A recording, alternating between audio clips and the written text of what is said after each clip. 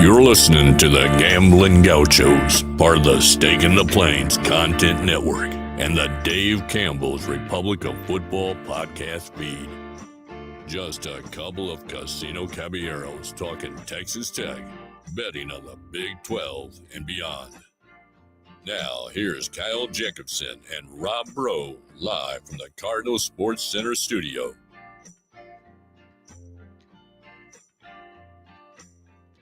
Welcome in to the Gambling Gauchos. I'm Rob Bro. He's Kyle Jacobson, live in the Cardinal Sports Center studio.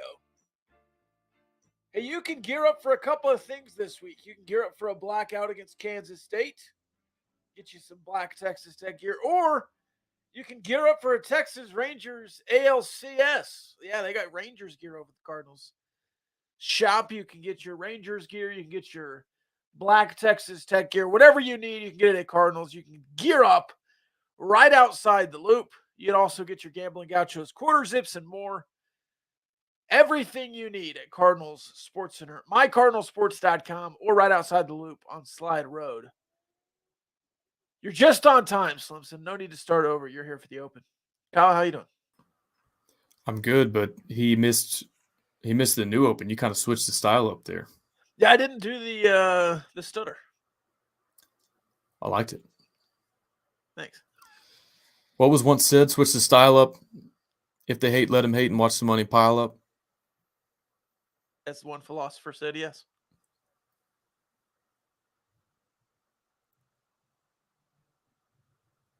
Roy popping in to say 53-17 Taj and Morton dominance is his score prediction. That would be awesome. We'll get to our score predictions toward the end of the episode. Are you taking a 36-point win right now, or are you rolling the dice? I would take that. I would take that. Yeah, me too. Yeah. All right. We also got our Twins on against the Houston Astros. We'll see if the Astros can get out of the series so they can face the Texas Rangers in the ALCS. Kyle, Kansas State this week. I've been on a couple of podcasts and radio shows. You've been on a couple of podcasts. It feels like the thing to say is, hey, Kansas State's beaten you 9 times in a row, or at least 9 out of 10. What's the deal with that? Why does Texas Tech suck? I've gotten that question at least 3 times. Yeah, they asked me, I thought this was funny. They asked me which of the last 5 matchups was my favorite. And I was like, well, all 5 were L's. And so I went with 2021 because it brought us Joey Maguire. So that'll be a fun question to ask, like a Houston fan or somebody next time. Like, hey, which of the last 5 matchups was your favorite? And I thought that was a creative and funny way to kind of take a jab at the guest you're interviewing. So anyway, that's what I went with. But yeah, like a lot of them really close games. Most of them one possession. It was 9 points last year. Remember, there was a little bit of controversy. There was a whistle and then an interception thrown. Probably should have called it dead. And you weren't going to win that game anyway. You had to score, get the onside, score again. But competitive game. I think you're actually winning in the third quarter. So yeah, like I know they've got the head-to-head pretty much dead to rights over the last decade plus. But a lot of those are pretty competitive games, like whether they've been up or down, whether you've been semi-up or down. And like we'll get into it, but there was that chart. I don't know if you saw this on Twitter of like net expected points added for like all Power 5 football teams, and Texas Tech and Kansas State's logos are like right over the top of each other. It's a 1-point spread. And so I think that a lot of information tells you that these two teams are almost exactly even halfway through the season. Yeah. It's frustrating. It's frustrating to always lose to Kansas State. You're pretty even overall, 14-9 in all of the matchups you've ever played against them. But to have a decade of 1-9 against the Kansas State Wildcats and lose both in Manhattan, which is always a tough place to play, and at home, it's just a rough thing. Now, you have won once in the last 10, and that was on the back of a rushing attack. Now you come into this season on the back of a rushing attack. Is that the secret sauce to beat Kansas State? Kind of beat them at their own game.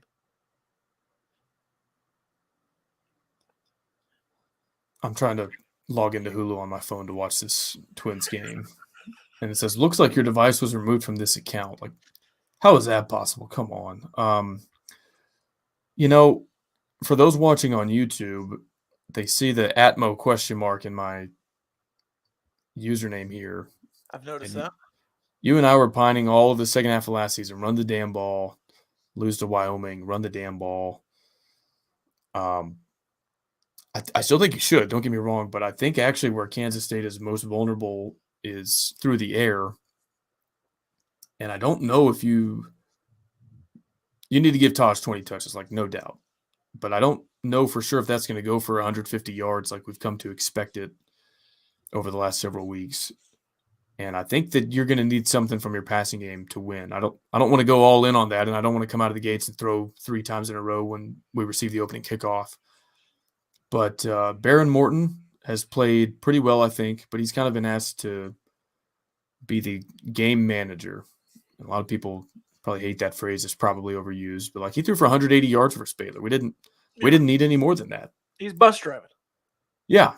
I think we're going to need to make some plays and get some yards, attack deep, get some explosive plays in the pass game. So this would be a really good game for Morton to kind of take it to the next level, do more than just like not make the mistake, make the 3rd and 5 passes. We're going to need to test them and go after them through the air. So I hope that comes in a very balanced fashion. I hope you still use a run to set up the pass. But I don't know if running the ball is going to be enough this game. Like I thought it was more or less adequate against West Virginia, Houston, and Baylor. Is that because the Kansas State run defense is so good that you think you're not going to be able to be successful? Well, kind of. I've got mixed feelings on it. So if you just pulled up the stats, Kansas State's defense, let me find it here.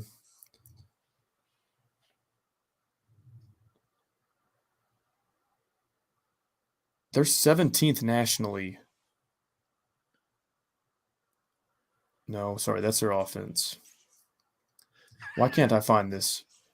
They have a good run defense. I think they're giving up something like 3 or 3.5 yards per carry. But like Ollie Gordon at Oklahoma State, when they played in the Friday night matchup last week, he averaged like 6 yards per carry on 20-something. Like he was 20-something for 120-something, I think. And I want to say against Missouri, same kind of deal. Like Missouri's running backs found success, and they got after the quarterback really well. That brought down Missouri's total rushing average. But look, like kind of taking a further glance at it, Kansas State, let me pull up the stat line.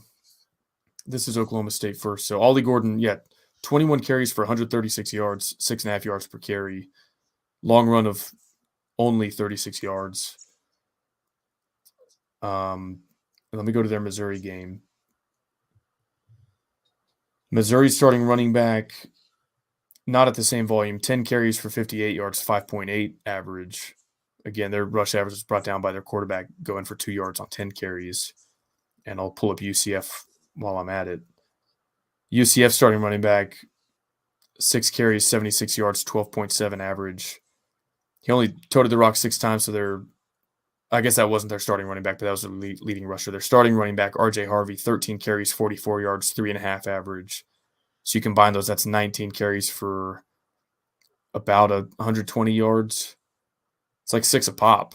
And so when they played Power 5 teams, running backs have gotten 5, 5.5, 6, 6.5, and that's kind of like where Tosh has been living lately. He's like right around 6 yards per carry since the Wyoming game.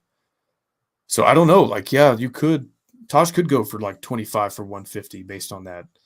I think that maybe Kansas State's overall rush defense statistics are inflated by them like sacking the quarterback a lot or like stopping a lot of quarterback run game. But we're not going to do that with Morton.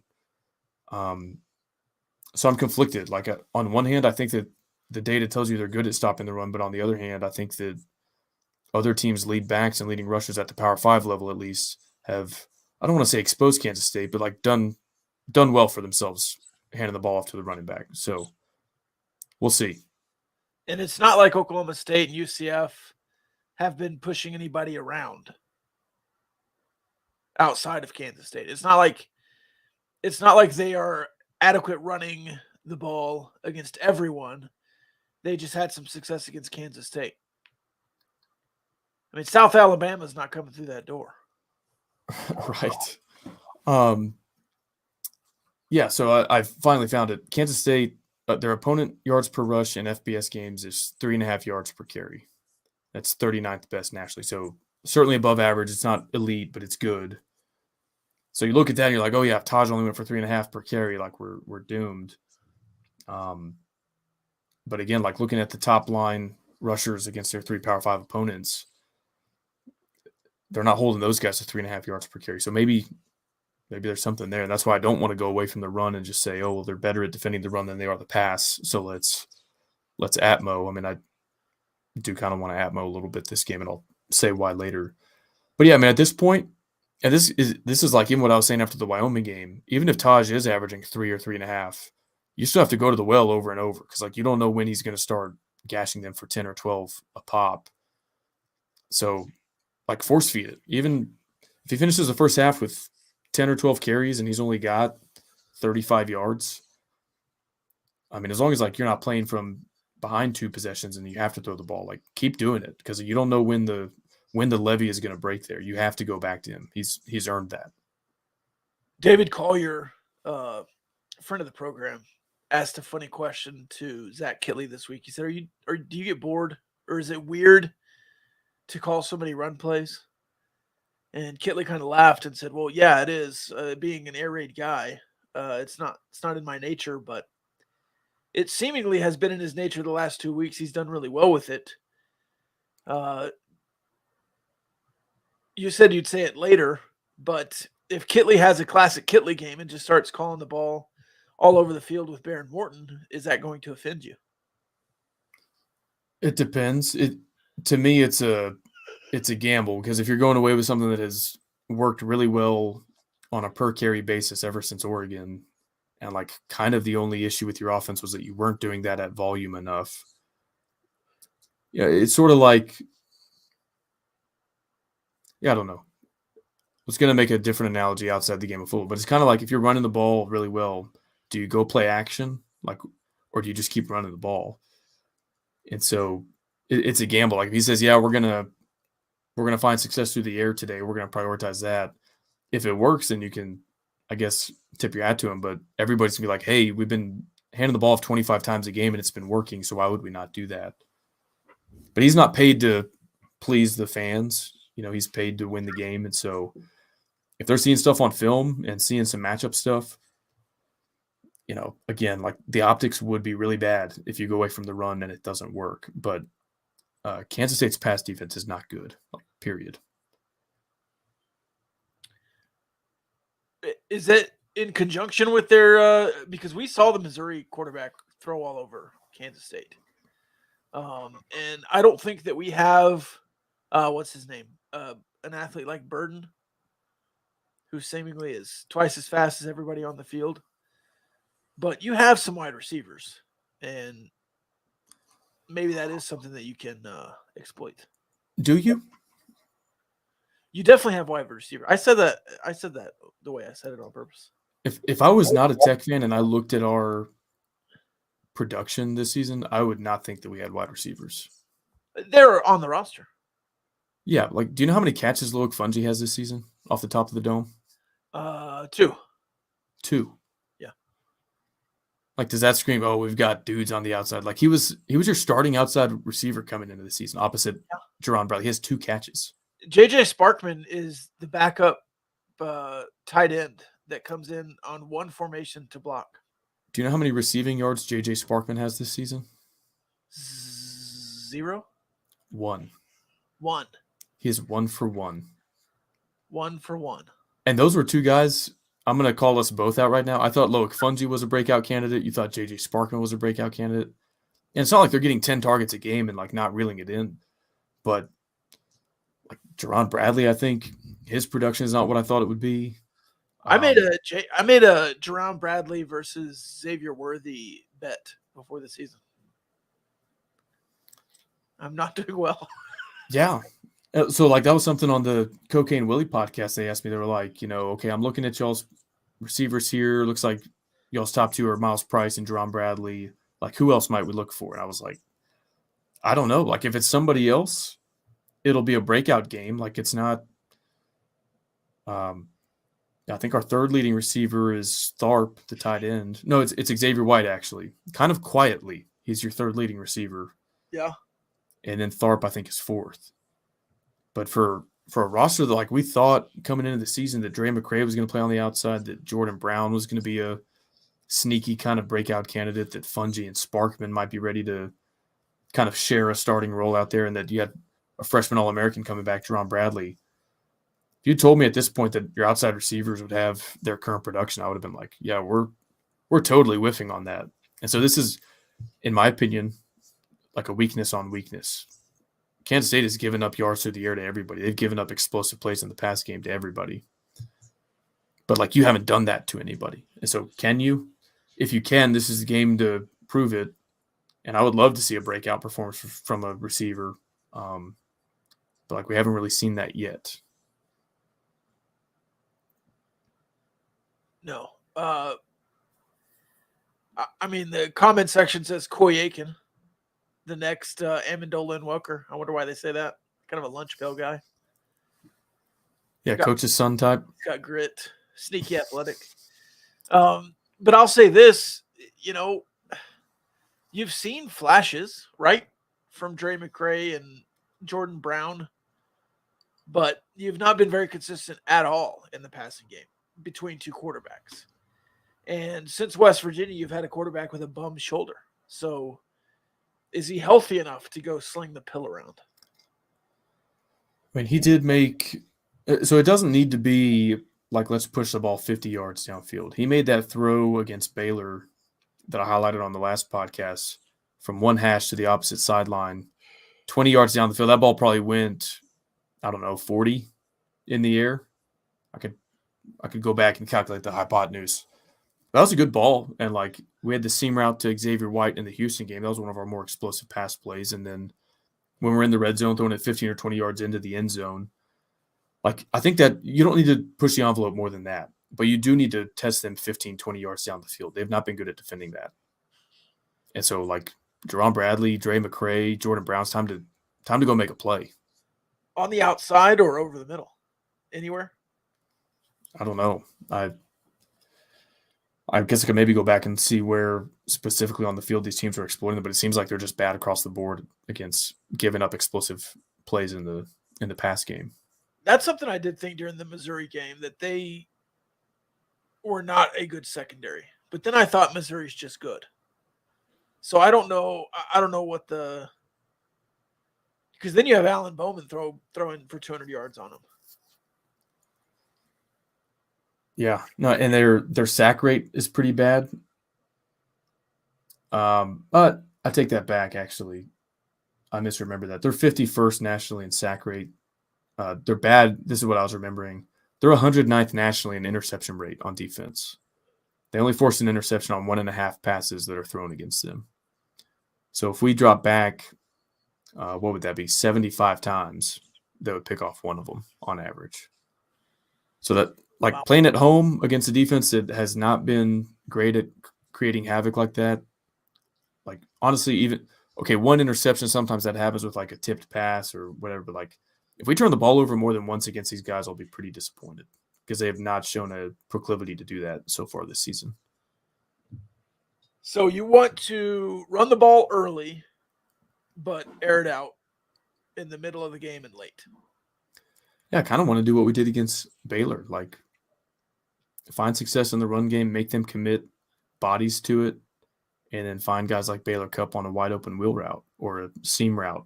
Isolate Jerron Bradley one-on-one and then give him a shot to make a play. I know it hasn't been at volume, but like Loic Fungi, We've thrown 2 passes to him, or he's caught 2 passes. One of them was like a 20-yard back shoulder where he was covered one-on-one. And the other was, I think, a 31-yard, 29-yard touchdown back shoulder. He was covered one-on-one. So, like, get your guys one-on-one and then let him make a play.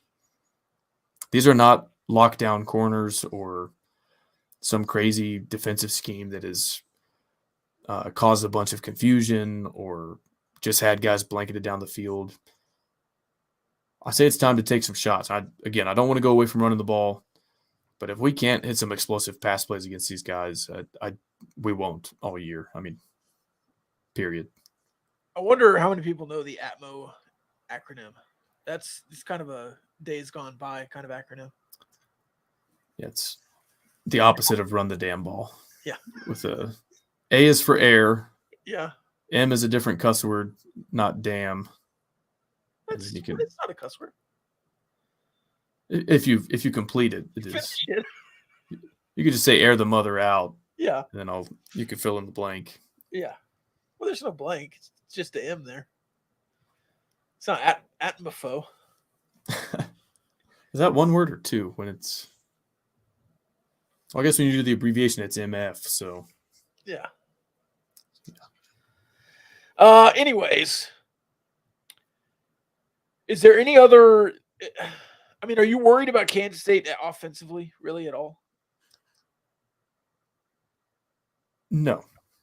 Well, okay, at all, like, sort of. So I think from my notes, I think it's obvious that Will Howard has regressed a little bit compared to how we saw him finish the regular season last year and how he played in the Big 12 championship. I want to be fair to him. That could be caused by like a lingering injury. I don't think he's playing at 100%. Neither is your quarterback. I think he's maybe a little bit hobbled, but only averaging 7.1 yards per attempt. And that's actually below 7 when you take out the FCS game that they played. 7, I think, is kind of like, I haven't actually checked this against like the national average, but 7 to me is like average. Below 7 means that you don't really test down the field or you don't complete a high enough rate of your passes to average more than 7 yards per attempt. So he's below 7 against FBS competition, and this is a road game against a Power 5 team. He's got a 9-7 touchdown to INT ratio, so a little bit turnover prone.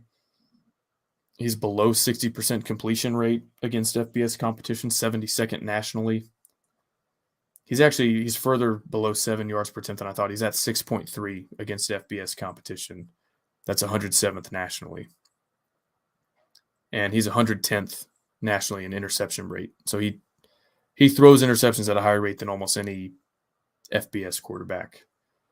And yet, I mean, it's like looking in a mirror in some ways. They throw it a lot. They throw the 26th most passes per game in FBS, and they're really inefficient doing it. It's like exactly what I was bitching and moaning about through the West Virginia game. I was like, why are we doing most often what we're worst at? That's kind of what they're doing right now. Another area where they mirror you is they don't have an outside receiver. I noticed this against Oklahoma State. The only guys they target is their tight end, their running backs, and he's a slot receiver, but they put him in the backfield a lot too.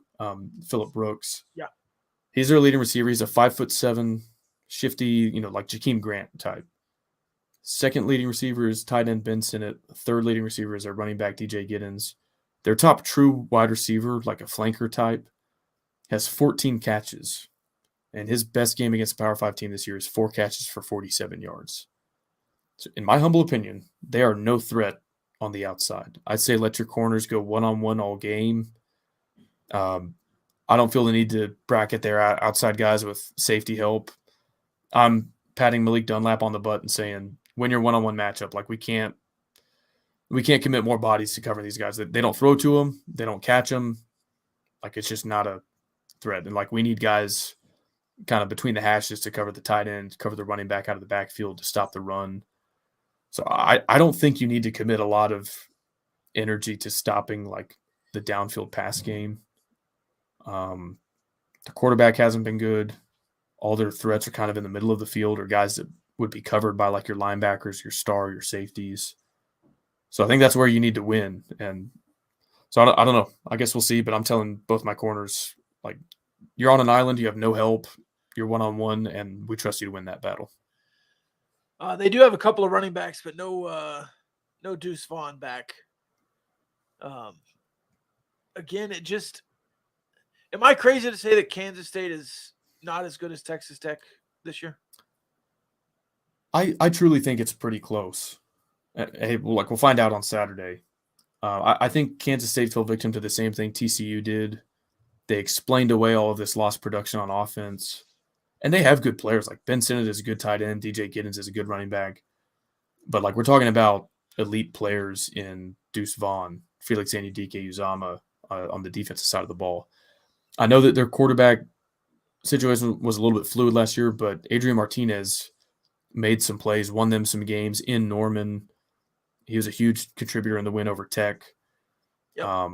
It's like Will Howard certainly held his own when he got in last year, but like you lose some of that depth, and now you've got a hobbled Will Howard, and you don't have an Adrian Martinez to put in behind him. And on the outside, Malik Knowles and Cade Warner were good wide receivers, better than anything they have this year. And it was just kind of brushed off like, oh, like we've got the dudes behind him. We're going to fill in just fine. And halfway through the season, their offense has fallen off quite a bit versus what we saw last year. And, the comparison I was making was to TCU. It was like, yeah, sure, we're losing the Heisman runner-up and a first-round receiver and an incredible running back, but, like, we'll be fine. And it's like, no, that's actually really hard to replace. Yeah. All right. Well, when we get to our picks, I'll still have a really close score because I don't know that this is going to get out of hand either way, but you ready to make some picks? You want to say anything else about the game? So you asked me if I'm worried at all about their offense, and at first I said no, then I hedged a little bit. They are good at running the ball. So their lead back gets 60 yards per carry, DJ Giddens. Both quarterbacks get 6 yards per carry. Will Howard's played like 95% of snaps, but they have run some packages with a freshman Avery Johnson. He's a good runner, 6 yards per carry. And then their secondary back, Trayshawn Ward, gets like 4.5.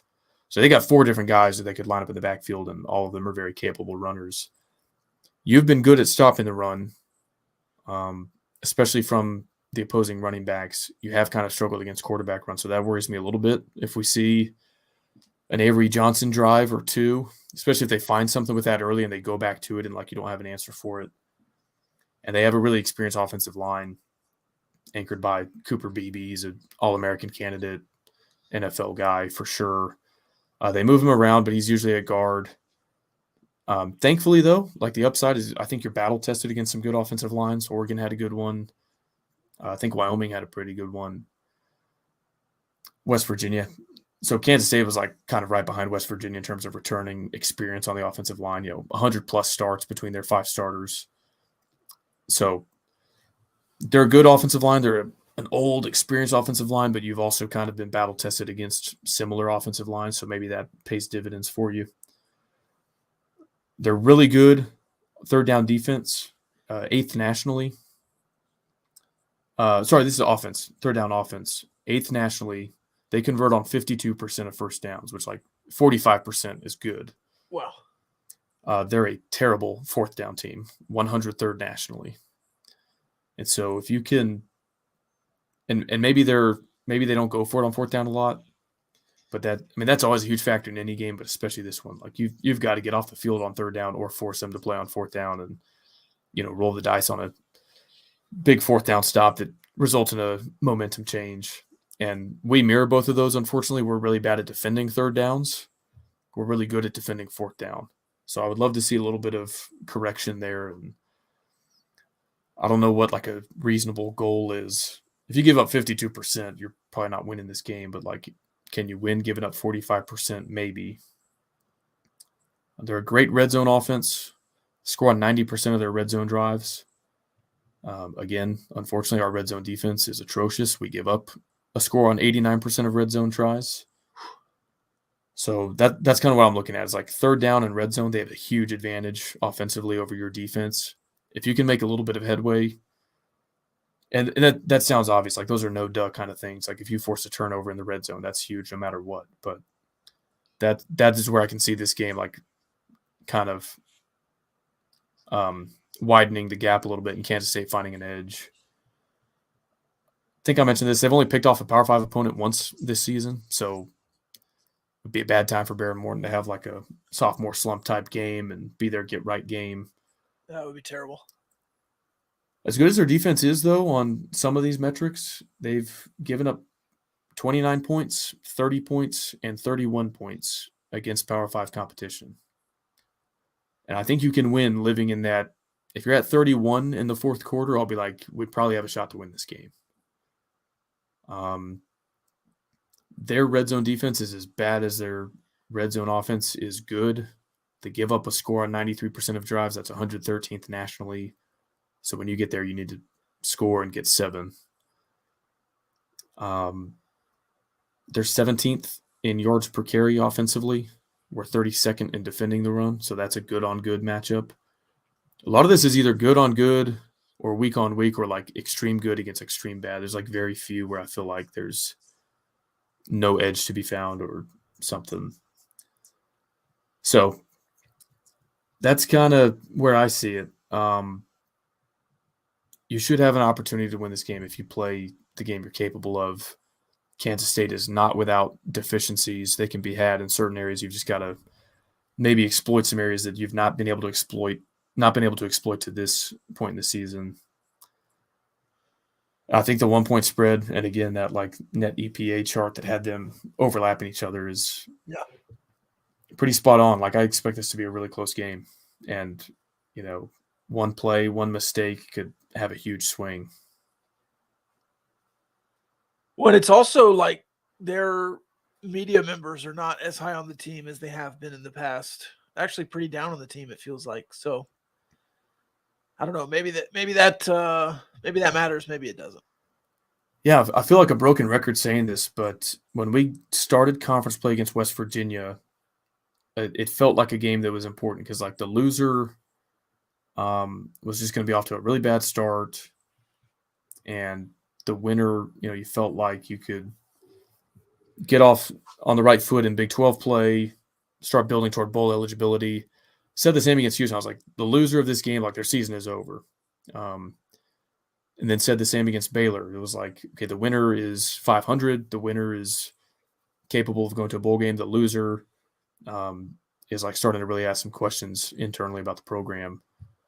God, I wish Baylor hadn't come back against UCF. Could you imagine making them 1-5? Would have been sweet. Oh my God. And so, like we've talked about this on Gaucho's After Dark, sponsored by Barnett, Howard, and Williams. It appears Texas and OU are on a collision course to play in Arlington. But if one of those teams doesn't make it, right now I think the 4 likely candidates would be West Virginia, Kansas, Kansas State, Texas Tech. And our friend Kelly Ford with K Ford ratings, he has a chart. I forget what he calls it. I think it's like conference championship game leverage. Yeah. Where he shows like the teams that have the most at stake in conference play this week versus the least at stake. The loser of this game has a 1% chance to go to Arlington. The winner of this game has a 17% chance. That's not great odds either way, but like the loser can kiss Arlington goodbye. The winner can kind of sell a little bit of hope and be like, well, if Tech wins, they'll be 3-1. If Kansas State wins, they'll be 2-1 because they had the early bye week. So again, it feels like there's a lot to play for in terms of like a middle of the conference matchup. And you don't always feel like some of these games are high stakes when it's a 4-3 team versus a 3-4 team or something like that. But I feel like all 4 of our conference games have had these pretty significant implications. And I guess Saturday will be no different in that regard. For sure. All right. Ready to make some picks? Yeah, the picks sponsored by our friends at Rahino Barbecue today. Yeah, you want to tell them about Rahino Barbecue? I will. I'm traveling in on Saturday. I don't know if I'm going to get there in time for Rahino Barbecue, but if you're going to Lubbock for the game, make sure you make time to either go visit our friends out in Olton or find their food truck roaming around West Texas. It is the best barbecue in West Texas, Texas monthly top 50 barbecue joint in the entire state. Hit them up at RahinoBBQ.com, on social at RahinoBBQ. Everything there is good. Can't recommend it enough. It'd be hard for me to even like pick one menu item to recommend if it's your first time out there. But I would probably say the jalapeno sausage. It's really good. So check them out. Order ahead. The lines do get long kind of as soon as they start serving lunch. They're open Thursday through Saturday. Order ahead at RahinoBBQ.com. Make sure your food is there when you arrive, and we appreciate their support of the Gambling Gauchos. Always. I've got them pulled up if you want me to run through them. Let's do it. Thursday night, 6 p.m., West Virginia versus Houston, the Dana Bowl. West Virginia currently minus 2.5. I'm going to rewind before making the pick. Do you remember predicting the opening line for this on Gauchos After Dark? It was a close line, I believe. I think you and I agreed on West Virginia minus 2. There you go. And it opened right there. And the unanimous consensus online was that that was a ridiculous line. Of course, West Virginia is going to win by more than 2 points.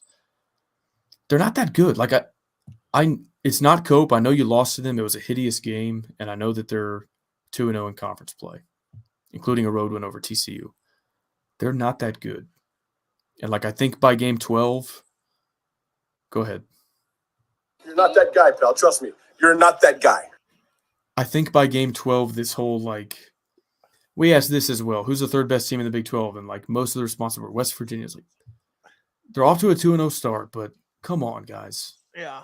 I think by game 12, it'll be ridiculous if they were ever considered in that conversation. I'm not trying to be a hater. I like West Virginia. All that to say, give me the Cougars in front of that raucous home atmosphere. Tickets are for sale for $1 on StubHub. That's also absurd, but that's a whole other thing. I don't think West Virginia's that much better than Houston. It's a road game. It's a Thursday night. Give me the Cougars. They announced a sellout against Texas. Yeah, Texas sold it out. How much of that is burnt orange? 80%. It'll be like when OU played in Tulsa this year. Yeah. Did you see those pictures? Oh, man, it's terrible. It's going to be that. I'll take Houston, too. This is a game that Dana can win, and I think Neil Brown has a game that he's going to flub. This absolutely could be that one. Coming off a bye, not focused, eating the cheese, reading the press clippings. They're going to lose. I'll take Houston outright. And when they do lose to Houston, how far in the Big 12 power ranks are they going to fall with one game? They go from third place allegedly to ninth with that loss. And it's a coin flip. They might not lose, but the fact that the odds makers are telling you that they're 2 points better in Houston should tell you that they're not that good. You're not that guy, pal. It's as if Vegas missed the memo that West Virginia's 4-1 or something. It's they're probably stupid, right? Probably. They probably didn't realize that they beat TCU on the road. No, West Virginia's just not that good. I'm sorry to say it because I like the Mountaineers. I do. Here's another one. An opportunity for a newbie to beat an oldie. Cincinnati -5 against Iowa at 11 a.m. I didn't think about that on the Houston-West Virginia game, that could happen on Thursday, the first newcomer. What's the line in this game? -5 Cincinnati. That's another one that surprised a lot of people. Same deal. People are just looking at the win-loss. They go, oh, Iowa State won 2 games. Maybe they're not as bad as we thought. And then Vegas tells you that they're 5 points worse than Cincinnati, who nobody thinks is good. Another one that just stinks. So give me Cincinnati -5. I have no confidence in that, but it's so off base to me that it must be true. I'll fade you there. I'll take Iowa State. If Iowa State wins this game, disgusting line. If they win this game and get to 4-2, is Matt Campbell back? Yeah, they'd be 4-3 and 3-1 in Big 12 play. Oh yeah, I kind of forgot they lost to Ohio. So there you go. They would be Texas Tech. Both sitting at 3-3, 2-1. We're down to our last 3 outs. Let's see. Kansas, Oklahoma State. Kansas is the way better team. What was that? Well, it's an ESPN ad, but I don't want to click off it. Oh. I guess it's in Stillwater, but I feel like Kansas is not getting enough respect for how they've started the season. I don't think Oklahoma State's that good. I think Oklahoma State happened to beat Kansas State despite their best efforts. I'm going to circle back to that. I said Kansas State's defense was really good in the red zone. That might not be true because Oklahoma State's offense I think got into the red zone like 7 times and scored 1 touchdown. So that might have been inflated a little bit. So, yeah, I don't think Oklahoma State happened to beat the Wildcats, but I don't think they're that good. Give me the Jayhawks. -3. Does that change your mind? I don't think I said the line. No, I knew what it was. All right, now we go to BYU TCU, another newbie oldie matchup. TCU minus. Wait. Are you going to pick Kansas, Oklahoma State? Kansas. Okay. On the road. I think Kansas will start to fall apart eventually. That's what they do, but I'll take them against Kansas. I'll take them against Oklahoma State and Stillwater. And give me the over 55. BYU TCU -6. Swing the bat. TCU, they're due. Due for a win. Yeah. Think they'll cover -6? They'll win by a full touchdown? Yeah, they've got to cover eventually. So yeah. I want BYU to have won against an old incumbent before you play Texas Tech. So, and you play them next week. So, I'll take BYU. Finally, the final game: Kansas State, Texas Tech. This is a -1.5 for Texas Tech in Lubbock, 6 p.m. FS1. Thoughts? Have a hard time picking it. If I was not invested in the game and it was 2 teams I was totally neutral about, I might be able to come up with a more thoughtful answer. But it's hard for me to remove, obviously, my attachment to Texas Tech. So I'm strictly going to go with the emotional hedge. Hope that you win this game in Lubbock. You'd be off to a really good start against Big 12 teams in Lubbock should you win this. A loss would be pretty deflating to your bowl efforts. I feel like this is one that you need to kind of stay on track there. So I'm going to go emotional hedge and say the Wildcats, but I would not feel great about picking either side of this game in real life. Do you have a score prediction? Yeah, I think somebody will win 31-27. I said this yesterday. Somebody will win 31-28. So somebody will win 31-28. Yeah, like 34-31. I feel like I've predicted around that score for all of our Big 12 games, but I just think that's kind of who you are. You've got a good enough defense to not let anything get out of hand, but your offense has a ceiling that you're not going to really blow anybody out. I guess you kind of did Baylor. Thought that was going to be a closer game. Yeah. So. All right. Ready for Mailbag? Yes.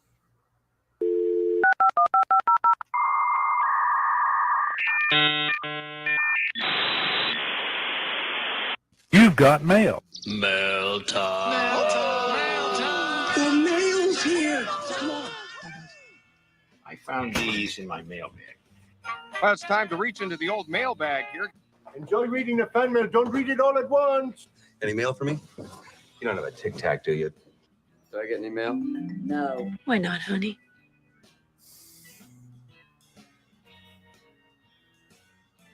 You're ahead of me, Kyle, so it's giving away some of these at-bats, but the Twins are struggling here in the bottom of the ninth. Save us, Max Kepler. Come on. The Matador Transit Mailbag. First question, was Mario Cristobal's mishandling of the Georgia Tech game a fireable offense? You know, this kind of reminds me of theology a little bit. All sin is worthy of, eternal death and damnation, and yet we're spared from that outcome. So, like, in a vacuum, yes, it's a fireable offense, but they can't fire him.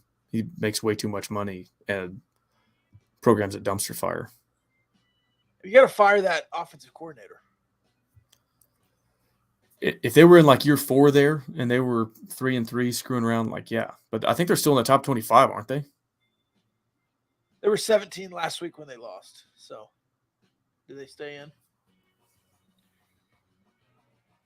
At this point, is it safe to say our wide receivers are our worst position group? If accurate, why is that the case and how does it get fixed? Do we lack the talent or is it coaching/scheme? Yes, it's the weakest position group. I chalk it up to, honestly, like disappointing player development. I don't know if that falls on any one staff member or a group of staff members. What was the last part of the question? How do you fix it? Yeah, how do you fix it? Micah Hudson. Yeah, that should help. That'll. Oh, the scheme part of the question. I think that could be part of it too. I mean, just Talent. yeah, like your lack of you're a way better run blocking offensive line than you are pass blocking, and so I think that hinders your ability to go downfield. But I don't know. I think we struggle to win battles and get separation sometimes. And like I know Jerron Bradley's a good player. He's highly rated out of high school. Good player as a redshirt freshman. Like I know he can play. I know Loic Fungi's an athletic player, but it's just not coming together on the field. God dang it! How do you strike out looking With down your one? seat on the line. Down one in the ninth inning of the ALDS. You just watched it. The Now, final okay, snap. it was a terrible call. That's a strike. Not well, maybe on the zone I'm looking at, it's way outside. Maybe they've got it charted wrong. It was red on the screen up here. Wow. Strikeout looking. That's two backward Ks in the last 2 innings. Swing Hideous. bat. The very first time ever the Astros Rangers in the playoffs. ALCS. It's going to be so toxic. Man, I thought it was crazy when we went earlier in the year. This is going to be insane. How many first rounders would you give up for your NFL's team head coach to be Kyle Shanahan? Like assuming I could lock him in for like a long-term contract. Yeah.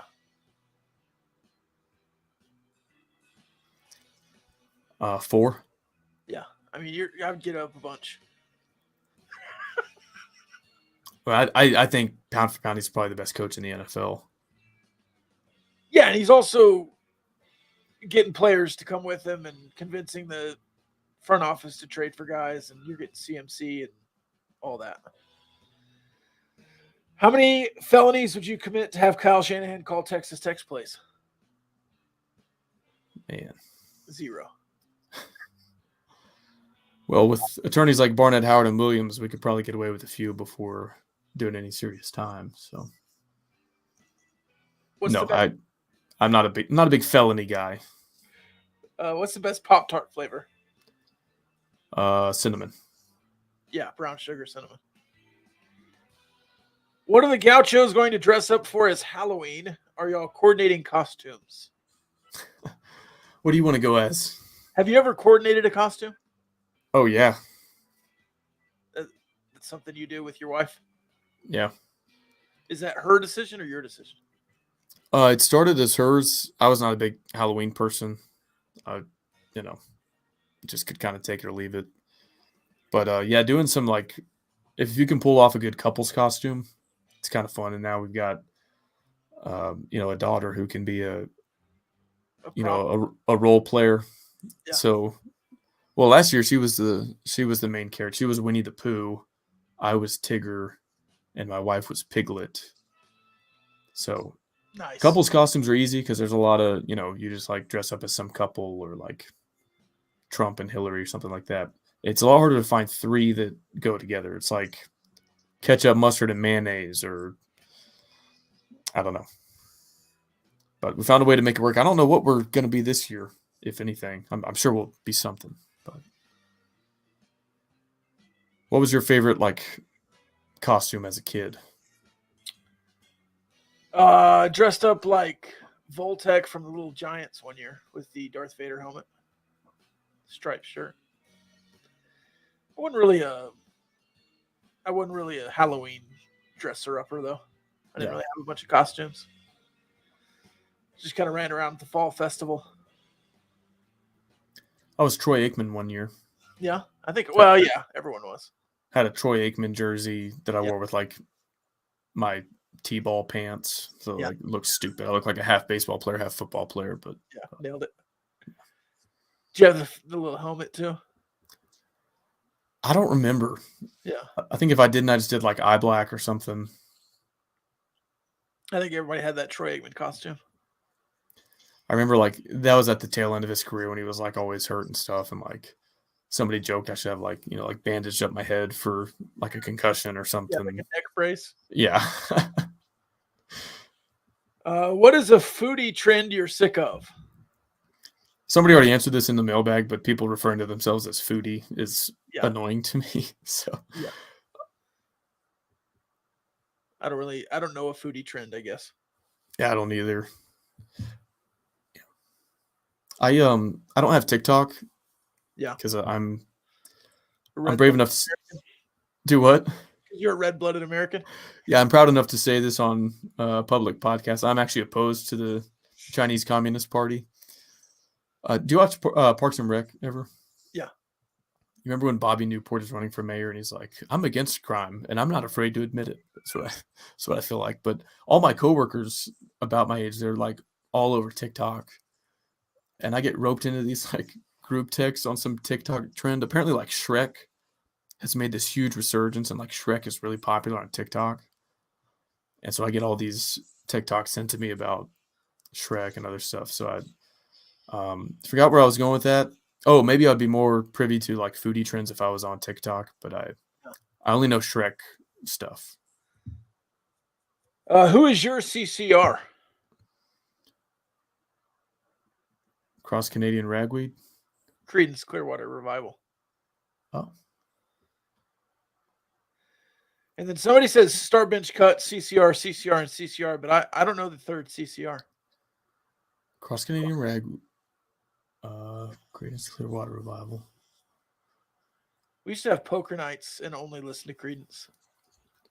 Let me see if somebody knows in the YouTube comments, feel free to. Yeah, I don't know the third CCR. I feel like I'm gonna know it once I see it. Mr. Root says it. Mr. Root knows everything, so.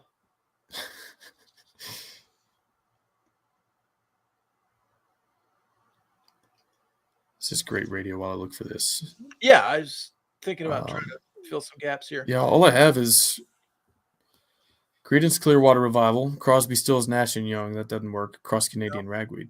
I don't know who the last CCR is. Well, I would start CCR and bench CCR and then cut CCR. You think so? Yeah. I guess I could see that. Now that we're halfway through the season, what is the worst regular season record that would not be a disappointment? 6-6. Yeah. Honestly, if you got to 6-6 at this point, I would just be relieved. Yeah.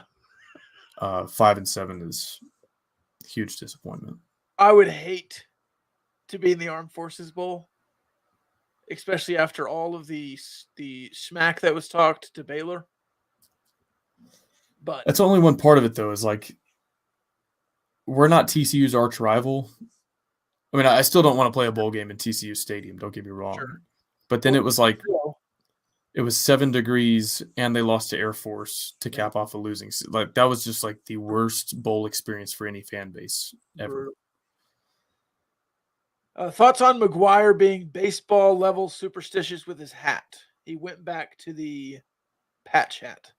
It feels more random than superstitious to me.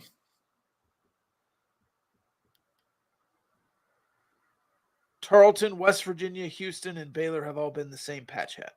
But like we lost to West Virginia. It's true. So if it was a superstitious deal, wouldn't we have changed it out? He also stuck with the swing your sword shirt against Baylor. Did you notice that? Yeah, and we've kept the pirate flag patches on the helmets all season. Until you lose, I guess. Well, I think we've had them all year. Like we lost in them too. Have we had them all year? Or did we put them on there for the Houston game? I think they were on there, but maybe you're right. Maybe they didn't. I don't know. Double check that. Which Tech basketball Kool-Aid have you been drinking more of this offseason? I'm guessing this is Lady Raider versus men's. Okay.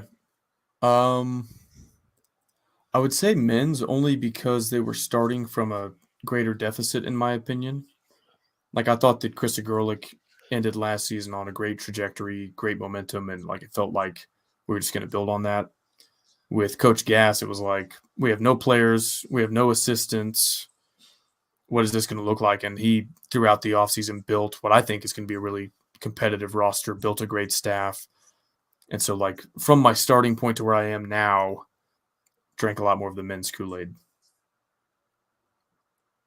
I would say Lady Raiders. Real high on the Lady Raiders. Will having to run the ball this much forever cripple Kitley as an air raid OC? No, I hope it makes him evolve. Yeah. I don't want to paint this picture that he's like this stubborn guy who just hates having to run the ball. But I think that's just part of how you grow in life, is like one day you wake up and you have to go to work, and like you don't want to. But your mom told you to go get a job, so you're going to go sweep floors at a movie theater. And then like you kind of build some camaraderie with your coworkers and realize, okay, this isn't that bad, and it's cool to make a little bit of money, have some cash in your pocket. And so, like, yeah, he was baptized into the air raid system, like has his Cliff roots, threw the ball all over everybody at Houston Baptist in Western Kentucky. But maybe it's not the worst thing in the world for him to see a different kind of approach work. And again, the ideal scenario is that you use the run to throw the ball even more efficiently against other teams.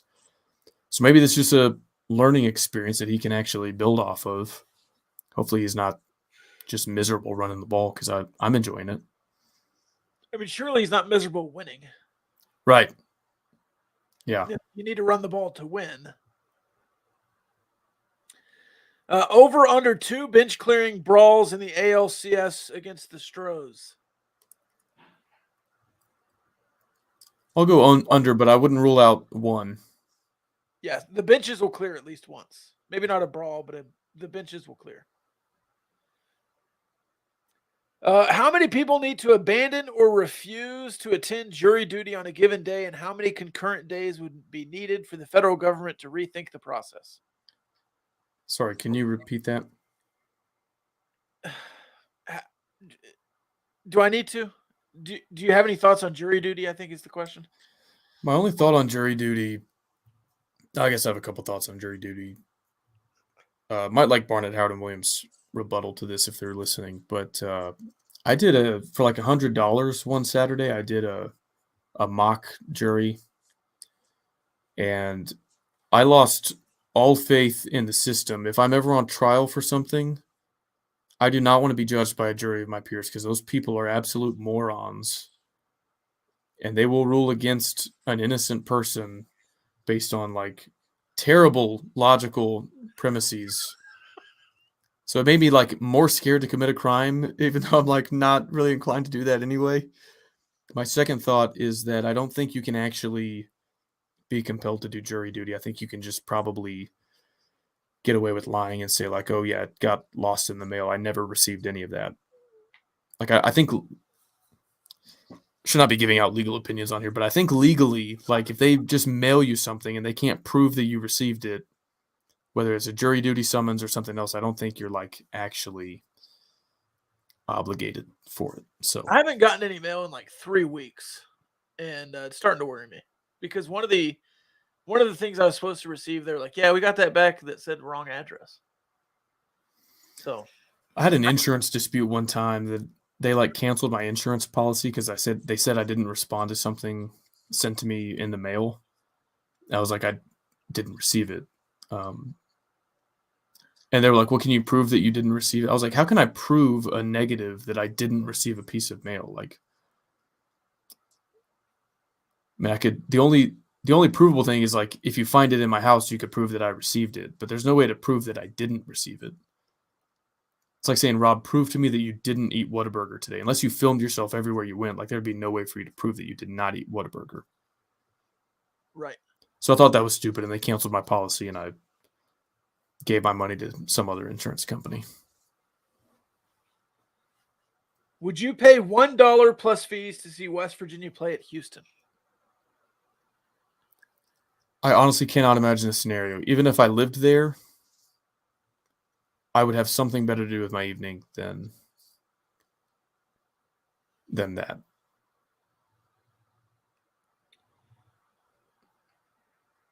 I haven't. Let's see it.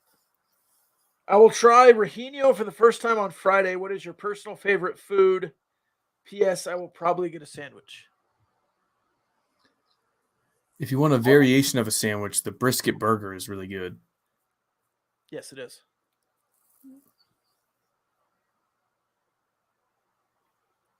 I've always wanted to try the peachy pig.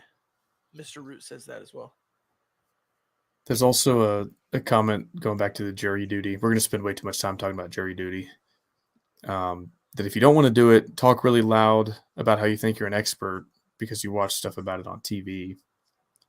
Reminded me of like a Family Guy clip where they're like screening jury duty candidates and like asking them if they harbor like any bias or prejudice against women, minority groups, whatever. And like to get out of it, he just basically says that he's a racist so that he doesn't have to do jury duty. I don't know if they actually ask you that in real life. That'd be a really bad way to get out of it, to like have to lie about, something like that in front of your peers. But I think there's ways out of jury duty if you don't want to do it, is all I'm getting at. Apparently, Justin Verlander has dropped multiple F-bombs on live television. Screw him. Last question. The USA is a cavernous arena. Would a smaller setup be beneficial to some programs, especially if Texas Tech ever sponsors wrestling?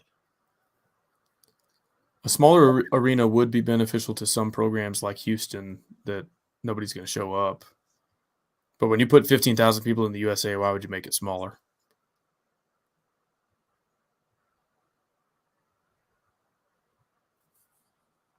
Agreed. If you build it, they will come.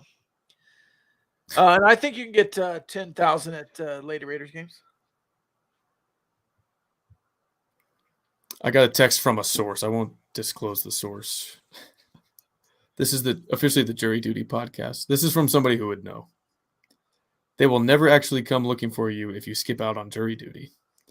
But if you show up to jury duty, then you really need to value the presumption of innocence, which I totally endorse. And when I did this mock jury trial, they were like, I think it was a civil case, and they like wanted this guy to, they were like assign him 100% of the fault, like take all his money. I was like, I thought it was wrong. I could have wasted my entire Saturday arguing with these people, but I left and I was like, God, if I'm ever like falsely accused of something and those people are rendering the verdict, like I'm screwed. We're all screwed. So it's like never even get charged with anything like. Which, how do you prevent yourself from getting falsely accused of something? I don't know, but it did not inspire a ton of confidence in me. The D-backs up 4-0, by the way. One hitting the Sweet. Dodgers in the fourth inning. My Diamondbacks. Oh, man. All right, final thoughts? Oh, yeah. Oh, I'll save the proverbs for later. Join us on Patreon. Patreon.com/GamblingGauchos. I'm gonna finish a piece this week before the game. I don't know if it'll be tonight or Thursday or Friday, but before the game about young Ben Roberts. Because we all know he's having a good season. I think most of us know he's the leading tackler. But I think he's actually on like a pretty insane trajectory that nobody's quite realized yet. And so if you want to read that, and then, of course, have access to our library of other content, we've got interviews, some analytics, some data, all that on there, access to the Discord server. It's $5 a month on Patreon, patreon.com/GamblingGauchos. So something to look forward to if you want a pick-me-up about a redshirt freshman on the defensive side of the ball. Wonderful. All right. That's all I got. All right. Go Tech. Love y'all.